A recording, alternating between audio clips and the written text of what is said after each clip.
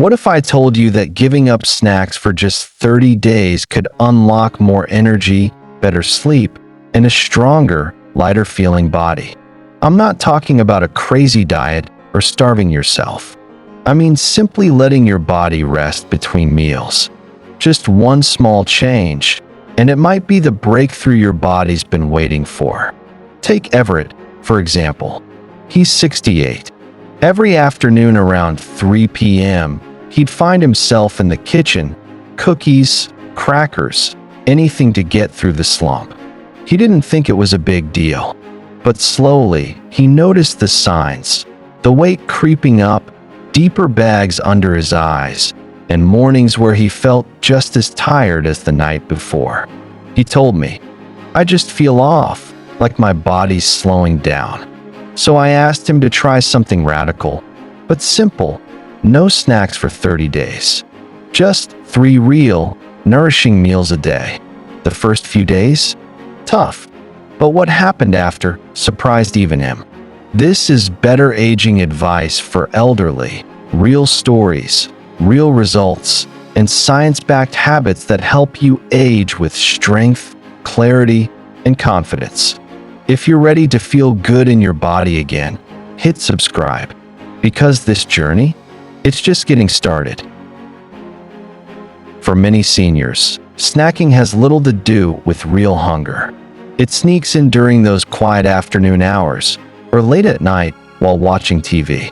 It becomes a habit, a comforting routine, something to do when the day feels long, the house is too quiet, or energy dips just enough to reach for something sweet or salty. It's not about nourishment. It's about filling a space. But here's the hidden cost. That handful of crackers, the just one cookie, the scoop of trail mix or slice of cheese. Most snacks are loaded with sugar, refined carbs, or processed fats. And even the so-called healthy ones, like granola bars, dried fruit, or flavored yogurts, can spike your blood sugar, trigger inflammation, and send your energy crashing. When you're snacking all day, your body never gets a chance to fully digest, repair, or reset.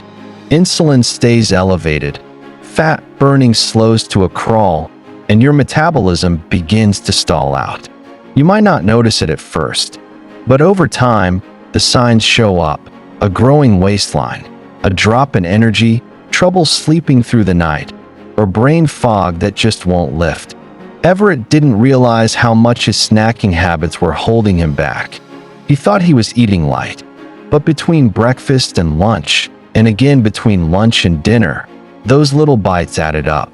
Not just in calories, but in the constant blood sugar swings that made him tired, irritable, and foggy. When he stopped snacking, he didn't just lose a few pounds. He started feeling clearer, more stable, even lighter on his feet. His digestion improved. His mood was more balanced. And for the first time in years, he said, "I feel like my body is finally working with me instead of against me." So ask yourself, are you really hungry when you reach for that snack? Or are you just in a moment that needs something else? Movement, rest, connection, or a breath? Because the truth is, most seniors don't need more snacks. They need more space between meals and a little more awareness around what their body's really asking for. Everett's decision to stop snacking was a big one that seemed simple at first but quickly became a challenge he wasn't fully prepared for. He committed to eating 3 nourishing, balanced meals a day and saying goodbye to all those little bites that had become second nature. He knew it wasn't going to be easy, but he was ready for something different. What he didn't expect was just how hard the first few days would be. The first week was a roller coaster. Everett had been snacking for years, so his body was used to getting small bursts of food all day. He quickly realized that this wasn't just about hunger. It was a habit, a way to pass the time, a comfort. As he made the switch, he felt cravings that hit hard. His mind would wander to the pantry, and his stomach growled, desperate for something to munch on. He'd find himself thinking, just one small snack won't hurt, right? But he stayed strong. By day 3, he was exhausted. His energy was low, and his mood dipped. "I'm just tired of fighting the hunger," he said, feeling irritated and worn out. This is the point where many might give up, but Everett pressed on. He didn't know it yet, but his body was going through an adjustment. It was learning how to go longer without those constant sugar spikes and crashes. But around day 7, things started to shift. Everett noticed that the cravings weren't as intense. His energy wasn't spiking and dropping like it used to. He realized he was feeling more stable. He said, "I don't feel as tired by 2 p.m. anymore. I'm not reaching for a snack every half hour just to keep myself going." By day 10, the change was more noticeable. His stomach wasn't constantly growling, and he wasn't counting down the minutes to his next meal. Instead, he was feeling fuller and more satisfied. He had started focusing on eating 3 solid meals that included plenty of protein, vegetables, and healthy fats. Breakfast was no longer just a quick bowl of cereal. It was hearty, filling, and gave him energy to last through the morning. He felt more in control. The constant need to snack had almost disappeared. It wasn't just about physical changes either. His mind felt clearer. He noticed he wasn't so distracted by food anymore. No longer was he thinking about what he could eat. Next, he was able to focus on other things, his hobbies, his relationships, his daily activities. Then came day 30. Everett stood in front of the mirror and did a double take. He looked different, not just physically, but emotionally too. His weight had dropped slightly, but it was more than that. His joints felt better. His sleep had improved so much that he woke up feeling refreshed, not groggy. He said, "I feel like my body's not fighting me anymore. It's finally doing what it's supposed to do. I'm listening to it more, and it's responding in ways I didn't expect." The biggest change, though, wasn't the weight he lost or the energy he gained. It was the confidence. Everett had been stuck in the cycle of snacking, thinking he needed it to get through the day. But once he gave his body a break, he realized it was stronger than he thought. He didn't need to snack. He just needed to trust his body, feed it the right foods, and let it rest between meals. This 30-day reset wasn't just a physical cleanse, it was a mental one too. For Everett, it was about proving to himself that he could make a choice and stick with it, that he could trust his body again, without relying on those snacks to get by. And by the end of the 30 days, the results were clear. He wasn't just feeling better, he was thriving. When Everett stopped snacking, he didn't just lose weight or feel less tired. His body went through a transformation on a deeper level, one that wasn't immediately obvious, but ultimately had an incredible impact on his health. The first thing that started to change was his insulin levels. For many older adults, constant snacking can lead to a roller coaster effect on blood sugar. Every time you eat, your body releases insulin to help manage the glucose in your bloodstream. But when you're snacking all day, your insulin levels stay elevated. Over time, this can lead to insulin resistance, where your body's cells don't respond as well to insulin. That can eventually lead to weight gain, fatigue, and an increased risk for type 2 diabetes. By cutting out snacks, Everett gave his body a chance to reset. His insulin levels began to stabilize. When there's more time between meals, your body doesn't need to constantly release insulin. Instead, it starts to burn stored fat for energy. This process, known as fat burning, is something most seniors don't tap into because we're so used to constant fuel from snacks. But when you stop snacking, your body shifts into this fat-burning state. It's like switching from a car running on gas to a hybrid. Your body starts using its stored energy more efficiently. This change in metabolism not only helped Everett shed a few pounds, but it also reduced chronic inflammation. Inflammation is a silent culprit that worsens many health conditions, from joint pain to heart disease. And when we snack constantly, especially on processed foods, our bodies stay in a state of low-grade inflammation. But by eliminating snacks, Everett's body had time to repair and recover between meals. His joints didn't ache as much, and he had fewer of those nagging pains that used to follow him around. As his body healed, his digestion improved. He was no longer dealing with bloating or the feeling of fullness after eating. Meals became satisfying but not overwhelming. Without snacks disrupting his digestive system, his gut had time to break down food properly. And the result? Less discomfort, fewer digestive issues, and a smoother overall process. But here's the part that really surprised Everett: his sleep. For years, he'd struggled with restless nights, waking up multiple times or feeling groggy in the morning. But after cutting out snacks, he began sleeping more soundly. His body wasn't working overtime to digest food in the middle of the night. He wasn't waking up with blood sugar crashes. His sleep became deeper, more restorative. And the mental clarity? That was the real game changer for Everett. For years, he had dealt with brain fog, those moments where he couldn't quite focus, where everything felt cloudy and distant. But once he stopped snacking, something shifted. He told me, "I can think better. It's like the fog lifted. I'm sharper. I'm more present."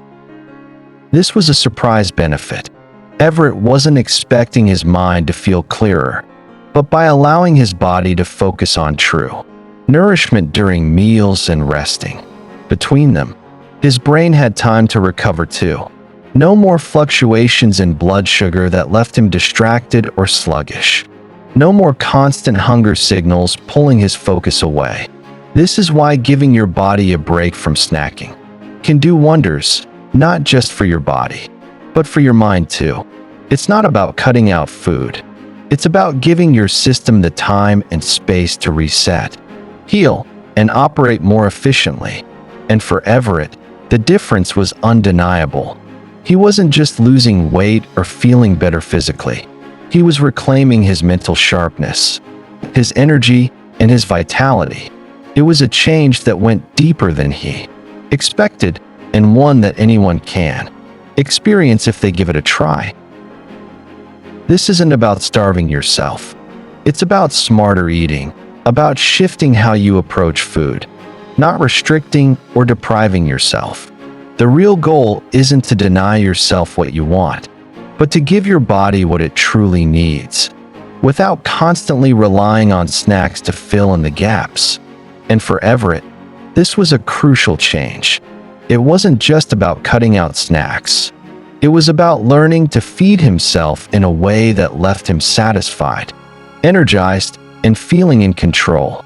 Instead of grabbing a handful of chips or cookies, Everett started focusing on bigger, more satisfying meals. And that's key: satisfying meals that contain the right balance of protein, healthy fats, and fiber. These are the kinds of foods that keep your blood sugar stable and your body fueled for hours. Everett's breakfasts became more substantial: eggs, avocado, a side of whole grain toast, and some fresh fruit. His lunches were packed with lean protein, vegetables, and healthy fats like olive oil or nuts. By making sure his meals were nutrient-dense, he no longer needed to rely on snacks to feel full.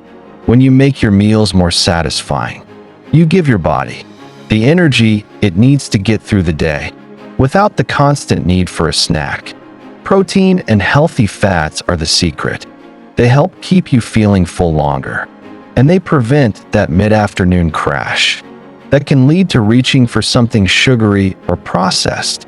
And with enough fiber in your meals, your digestive system stays happy, helping to prevent bloating and discomfort.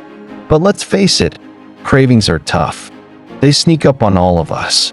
especially when we're used to grabbing something between meals. That's when you need to pause, not panic.